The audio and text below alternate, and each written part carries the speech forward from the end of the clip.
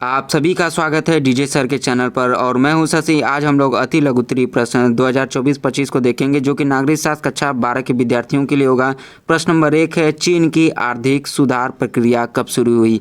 चीन की आर्थिक सुधार प्रक्रिया 1978 में शुरू हुई। देखिए, जो चीन की जो अर्थव्यवस्था थी उसकी जो सुधार प्रक्रिया, यानी कि इन्होंने नियम बनाया कि अब जो है अपनी अर्थव्यवस्था को तेज़ी से बढ़ाना है, इसकी जो सुधार प्रक्रिया थी वो कब शुरू हुई कि सुधार करना है, इसमें अर्थव्यवस्था को तेज़ी से बढ़ाना है, तो वो 1978 में शुरू हुई। देखिए 1978 में हुआ क्या कि चीन ने क्या है खुले द्वार की नीति जो है अपनाई और इसकी घोषणा की। इससे क्या है कि चीन ने जो है बाजार मूलक अर्थव्यवस्था को अपनाया। तो इसे क्या है, चीन की अर्थव्यवस्था तेज़ी से सुधरी। आज के समय वर्तमान में हम लोग चीन की अर्थव्यवस्था को देख सकते हैं कितना तेज़ी से वो आगे बढ़ रही है। प्रश्न नंबर 2 है, आसियान का आदर्श वाक्य क्या है? आसियान का आदर्श वाक्य है, एक दृष्टि, एक पहचान, एक समुदाय। आसियान क्या है, दक्षिण पूर्वी एशियाई देशों का एक संगठन है जो कि क्या है बनाया गया है देशों द्वारा, 5 सदस्य देशों द्वारा मिलकर बनाया गया था। उस समय जब द्वितीय विश्व खत्म हुआ तो इन देशों में क्या है इनके निर्माण के लिए जो राष्ट्र के निर्माण है और क्या है आर्थिक पिछड़ेपन और गरीबी जैसी समस्याओं से उबरने के लिए इन्होंने जो है आसियान एक समुदाय ग्रुप बनाया। तो इसी का जो है आदर्श वाक्य क्या है, एक दृष्टि, एक पहचान, एक समुदाय है। ध्यान रखिएगा, आसियान दक्षिण पूर्वी एशियाई देशों का क्या है एक संगठन है।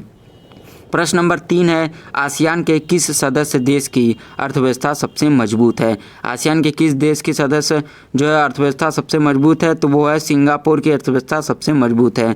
प्रश्न नंबर 4 है, आसियान का उद्देश्य क्या है? आसियान का उद्देश्य जो है सदस्य देशों के बीच आर्थिक, सामाजिक और सांस्कृतिक सहयोगों को बढ़ावा देना है। देखिए, अभी मैं बात कर रहा था कि आसियान दक्षिण पूर्वी एशियाई देशों द्वारा बनाया गया था। दूसरी विश्व युद्ध के बाद क्या है इनके सामने इनके राष्ट्र निर्माण और आर्थिक पिछड़ेपन और गरीबी जैसी समस्याओं का सामना करना पड़ा।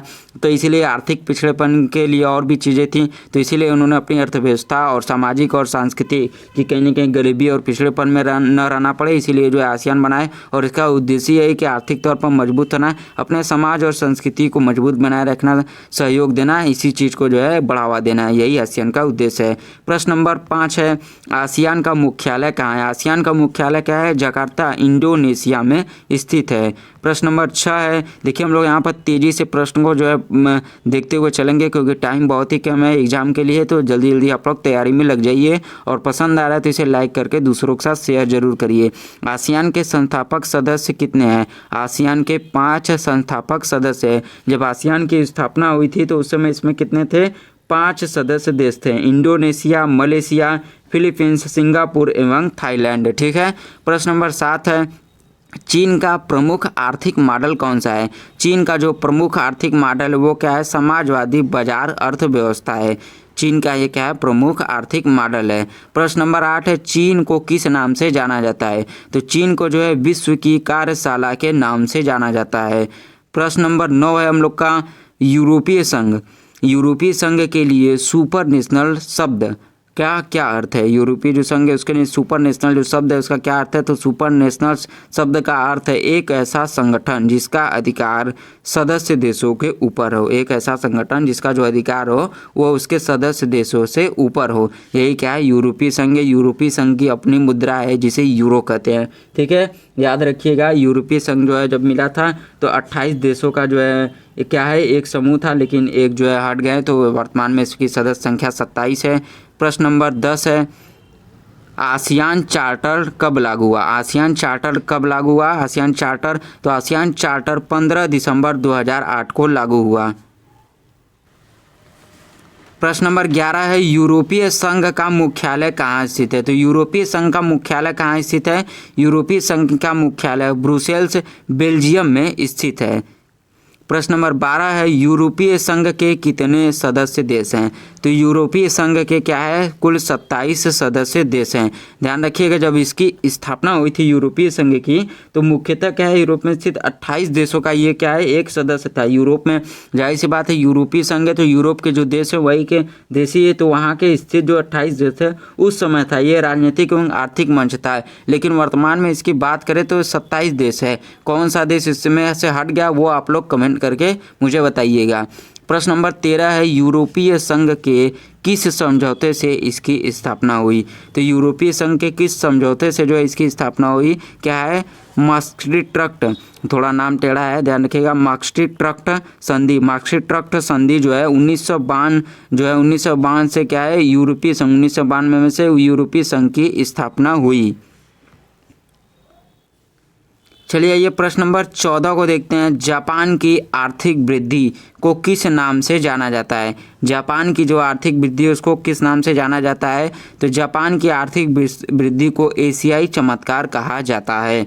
प्रश्न नंबर 15 है यूरोपीय संघ का अपना मुद्रा क्षेत्र कब बना। यानी यूरोपीय संघ जो है, यूरोप के देशों का जो संघ है उनका जो उनके द्वारा मुद्रा जो है कब जो है उन्होंने अपनी मुद्रा कब लॉन्च की। जैसे अमेरिका है वो डॉलर है उसका खुद का, ठीक है, विश्व के जो 80% कहीं ना कहीं व्यापार होता है जो विश्व लेवल पर वो डॉलर से ही होता है, ध्यान रखिएगा। ऐसे तो अलग अलग देशों की मुद्रा डॉलर महत्वपूर्ण, यूरो भी है। जैसे देखिए वर्तमान में बात करें तो ब्रिक्स जो है सम्मेलन हुआ था तो उसमें जो है ब्रिक्स जो है करेंसी की बात हो रही थी। तो उसी तरह यूरोपीय संघ भी है। यूरोपीय संघ का अपना मुद्रा, इनका जो है मुद्रा क्षेत्र कब बना। तो देखिए यूरोपीय संघ का जो मुद्रा क्षेत्र बना था 1999 में बना, ठीक है। तो इस चलिए आइए अब हम लोग तेज़ी से बढ़ रहे हैं तो पार्ट 2 को भी इसी में कवर कर लेते हैं। थोड़ा और प्रश्नों को लेकर सार्क की स्थापना कब हुई, प्रश्न नंबर 1। ध्यान रखिएगा प्रश्न रिपीट नहीं हो रहा है तो वीडियो में बने रहिएगा। और यहाँ तक आ गए हैं तो सब्सक्राइब कर लीजिएगा चैनल को और दूसरों के साथ शेयर जरूर करिएगा। तो सार्क की स्थापना कब हुई। सार्क की जो स्थापना हुई थी वो 1985 में हुई। प्रश्न नंबर 2 है सार्क का मुख्यालय कहाँ स्थित है। तो सार्क का मुख्यालय कहाँ है, काठमांडू नेपाल में है। सार्क भी क्या है, एक दक्षिण देशों का जो क्या है दक्षिण एशियाई देशों का एक संगठन है जिसमें मुख्य रूप से क्या है बांग्लादेश, भूटान, भारत, मालदीव, नेपाल, पाकिस्तान व श्रीलंका कुछ ऐसे देश जो हैं शामिल है। प्रश्न नंबर 3 है सार्क के कितने सदस्य देश हैं। तो सार्क के क्या है 8 सदस्य देश हैं। प्रश्न नंबर 4 है भारत और पाकिस्तान के बीच 1971 के युद्ध का प्रमुख कारण क्या था। भारत और पाकिस्तान के बीच युद्ध हुआ था 1971, तो उसमें जो मुख्य युद्ध का कारण क्या था। तो 1971 के युद्ध का प्रमुख कारण बांग्लादेश की स्वतंत्रता थी। चलिए आइए प्रश्न नंबर 5 को देखते हैं। नेपाल में 2008 में कौन सी राजनीतिक व्यवस्था क्या है स्थापित हुई। तो 2008 में क्या है नेपाल में गणराज्य की स्थापना हुई। प्रश्न नंबर 6 है श्रीलंका में गृह युद्ध का प्रमुख कारण क्या था। श्रीलंका में गृह युद्ध का प्रमुख कारण क्या था। तमिल और सिंहली समुदाय के बीच क्या है जातीय संघर्ष, क्योंकि तमिल जो है हिंदू धर्म के थे, ये हिंदू धर्म को मानते थे। तमिल कहीं ना कहीं आप लोग जानते हैं कि तमिलनाडु भारत से सटा हुआ, तो तमिल जो है तमिल भाषा का प्रयोग करते थे। तमिल समुदाय के लोग हैं तो तमिल जो है ये लोग थे हिंदू धर्म को मानते थे। और जो सिंहली हैं, सिंहली जो है बौद्ध धर्म को मानते थे। सिंहलियों की संख्या बहुत ही ज़्यादा थी, ठीक है। जैसे अपने भारत में हिंदुओं की संख्या ज़्यादा है तो उसी तरह श्रीलंका में सिंहली हैं, सिंहलियों की संख्या जो है क्या है वहाँ पर ज़्यादा है।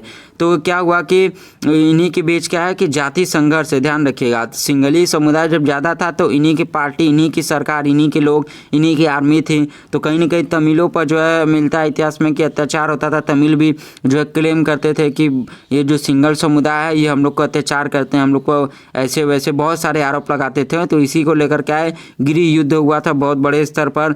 और इसमें भारत को भी अपनी सेना जो है भारत ने भेजी थी, शांति सेना जिसे बोला जाता है।